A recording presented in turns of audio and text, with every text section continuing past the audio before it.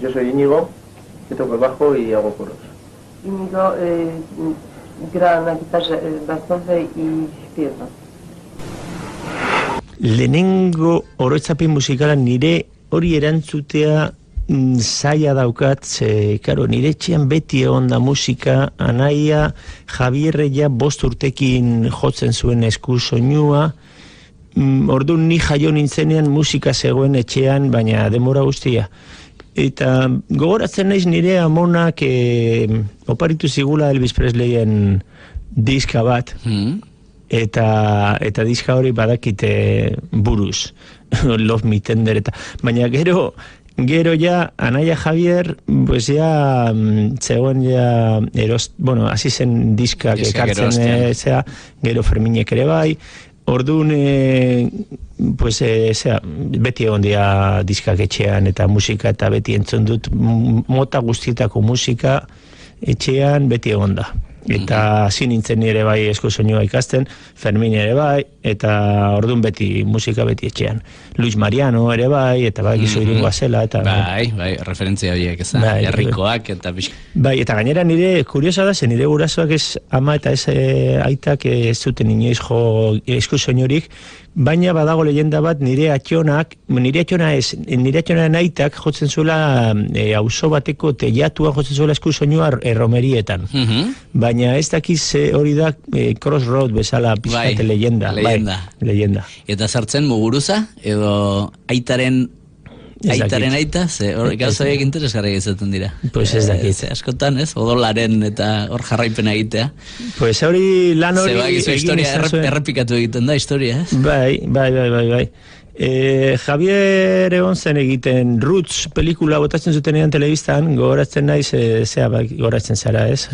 Nola zen, Harley edo, ez naiz zoritzen, Kunta Ginteren historia, eta bai, zirela ikertzen, eta orduan jarri zen nahiko modan hori, eta egin zuen Javierrek lan bat, familiaren arbola edo zuaitz. Galdetu beharko diota ber leyenda hori nondik, ze adarretik atortzen da. Berraiton akordeonistaren historioa. Eta beste berraiton bat, Jose Fermin, horri moztu zioten belarri bat, borroka batean. Behintzat, hori ez genuen eredatu. Guk belarri hona, noski.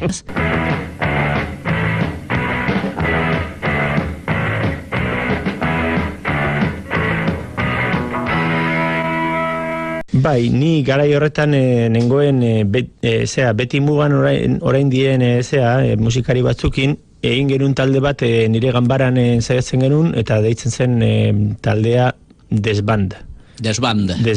Bueno, desband bezala, desband. Bai, desband nahiko, esaten genuen txantxetan, bai, da aztea jotzen eta desbandada. Badoa, oso txarra ginen. Eta egiten genitun, berzioak, Rolling Stone, Rory Gallagher, alako rock, eta Bob Marley, bai, karo. Eta hoi, kortatu egin hasi arte. ¡Todos al suelo, que viene Barrio Nuevo!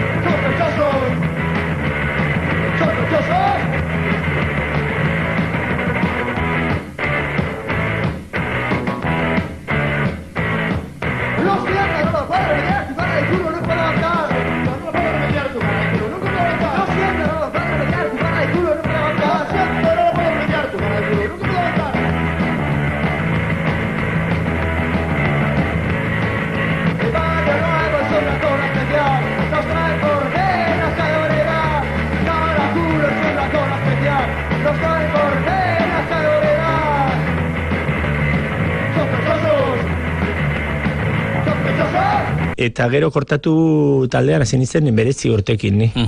Eta, bueno, norbaitek nahi badu ikusi dokumentatu pixkatu YouTubeen daka bideo batzuk.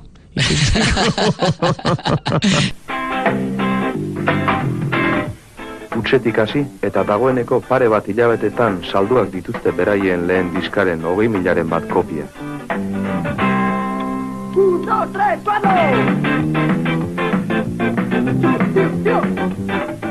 Gure herriko mugak gainditu eta ona eta ara dabiltza. Barcelona, Logroño eta deitzen dieten hainbat lekutan beraien musika sarkorra jotzen.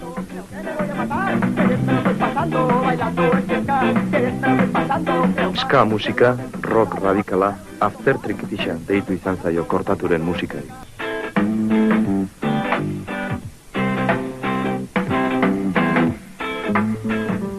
Egunerokotasuna, politika, polizia, burgesia, kritika soziala dira beraien gairik maiteenak.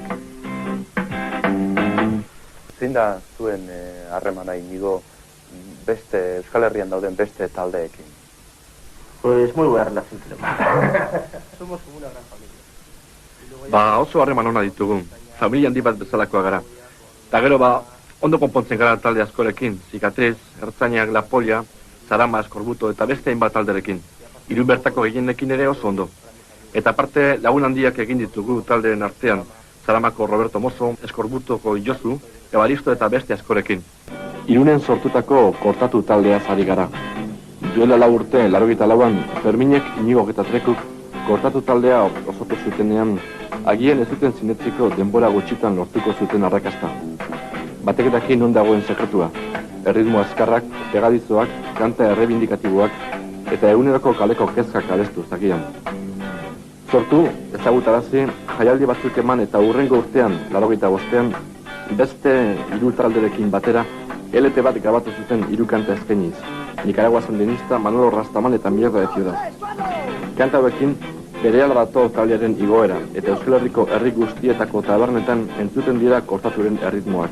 Urte honetan, 85an, kortatuk atera zuen nola ez, bere lehen LP-a, kortatu izenekoa hain zuzen ere. Eta pixka beranduago, baina urte berean ere, base single bat, A la Calle izenekoa. Disko hauekin batera hasi zen kortaturen helburu bat martxan jartzen, euskara zabestu. Taldeak euskararekiko joera serio bat hartuz, euskara jotake ikasten arituz.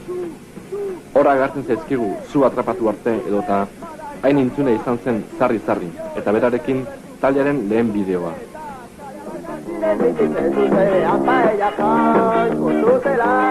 Larogeta zigarren urtean, El Estado de las Cosas bigarren LPA dugu, kortaturen joera politiko eta soziala erakutziz. Jendearen kezkak beraien kezka dira, egunerokoak. Aizkolaria kanta dugu ezaugarri bat, eta lehen LParen hildo bereti dijoa. Han ere agertzen baitziren kezka hauek, kortatu ezen Euskal Herrian geratu. Estatura zabaldu zen eta Europara ere. Eta garai hauetan, 87-88an, etorriko dira beste 3 LP. Bilduma dira 3 eta gian horresegatik ezain ezagunak. Lehenengoa, Afronlay Compilation, Suizan egina Europarako argitaratua. Bigarrena, egin 10 urte, egunkari honen omenaldi gisa. Eta 3. Kanpoan argitaratua ere, eskankin, zerak dioenez, eskataldeen bultzo baten kanta bilduma. Azken 2 hauetan, taldeak kanta batez parte hartu zuen. Eta garai hauetan dator ere, taldearen bigarren bideoa, Gernika izenekoa eta bombaketaren ordumenez eginak. Elkarrizketa honi amaiera emateko sarriren bideoa jartzeko asmoa dugu zuek, talde bezala egin duzuen lehenengo bideoa. Nola sortu zen kantu hau egiteko asmoa? Martuten eneon ginen jotzen barrikadakoekin, eta Sabrinen handia antxe zegoen. Han egon eta aste betera ieza gertatu zen. Orduan anjo eta gero tresna guztiak biltzean euria hasi zuen, eta denen lagundu ziguten tresneri aterpe batera baten. Preso guztiek. Eta biltzen ari ginenean, zera ez, funda hauetxek zirela eta txisteak egin genituen. Badakizu betikoa ez, funetan sartu eta hori. Eta guk ez genekina, zera zen, beraiek iesa prestatzen ari zirela. Eta gero gertatu ziren gauza asko, eta sarri kantua, eta todo este sábado me lo voy a pasar. Dakat borroso, pizkat. Bai, pizkat borroso. Bai, igual droga asko zuten, gara joitan. Bai, Bai, droga eta sexua, eta, bueno, eta borrokak, ez? Borroka sozial handia, ez? Bai zuen herrian, eta bai gure herrian ere, alboan, eta rekonversio industriala Bilbon, eta zegoen, eta hemen gal, eta kalean kriston mobidak oso intenso bat dena. Egoera hor bikilak eta horiek esaten zuten egoera iraultza aurreko egoera, ez? Prerevoluzionario edo pixka bat hor kalean zegoen kriston movida pixka bat orain Madriden eta ikusten ari eta Bartzelonan eta pixka bat baina ekartzen du burura pixkate giro hori. Ikusten dugu hori orain gure seme alabekin ikusten dugu telebistatik eta guk oroitzen dugu, hau horrela zen, egunero, zen horrela gure herrian. Hori da, ni gogoratzen dute Gaztelumendi tabernan, Irunen, San Juan plazan, egotea lagun batzuk, inartzen zurito batzuk, eta manifa zegoela kanpoan eta guk, ze historia izango da, ze gertatuko da hemen. Agertu ziren grisak ordun, eta ziren porra berotzen, baina, Kriston, hostia, banatzen pinbol, eta karo, zegoen lehioa handi bat dago taberna horretan, eta gure aurrean horrela, pues orain ikusten dan bezala, baina karo, igual 12 urtekin, pues ni gilditu nintzen pixkate, bastante deskolokatu. Bai. Kolpea... Baina ze gorroto horpeia gainera daukan gizon horrek, ez? Ze hostia banatzen ari den. Zer da, hau, orduan ja, zinintzen pixkat jabetzen ondo non geunden.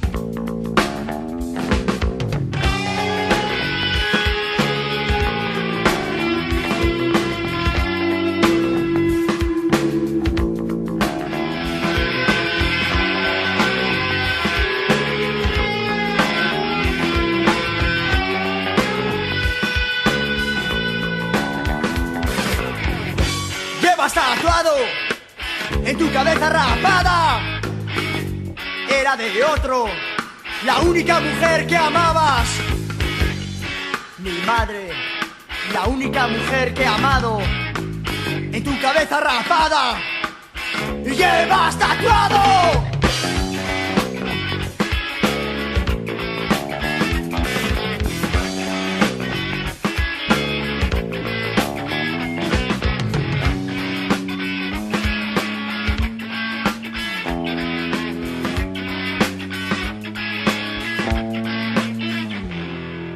Eta zuek egiten zenuten, zuen musikaren bidez eta zuen hitzekin, egoera guzti horren, radiografia edo argazkia edo, ez, irudia, nolapat, ez? Bai. Kortaturekin. Bai. Eta Jesukriston arrakasta izan zenuten. Hori nola bizi izan zenuten? Arrakastaren asunto hori eta pixka bat.